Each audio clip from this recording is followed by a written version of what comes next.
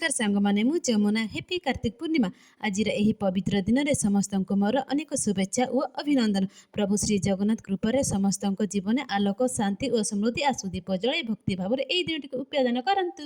आउ आज आमर पवित्र दिन में रोषे कौन पाई आउ कहीं आसतु भिडटी शेष जाए देखा।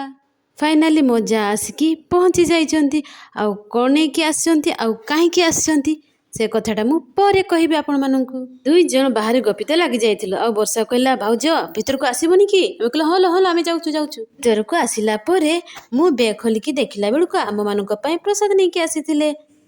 ता हौ आमे माने भुकरे खाली आउटु पाउटु होउथिलु। तो सांग माने गला काले दीदी फोन करी जणी देथिले मो स्वामी को कहिथिले जमुना को कहि देबो काली रसई न करू ता पई मोर रसई बंद थिला। खुशी कहले न सरे दी गला परे आमे समस्त खाइते लागि गलो आउ जणी दीदी को मध्य डाकिथिलु काहे कि ना एठी पाखरे रहंती तो एकला एकला प्रसाद खाइबा जम्मा भलो लागे। माने आज रे एही पवित्र प्रसाद कहा कहा को मिला कमेंट रे कहिबे पुनी देखाबो नेक्स्ट वीडियो। धन्यवाद।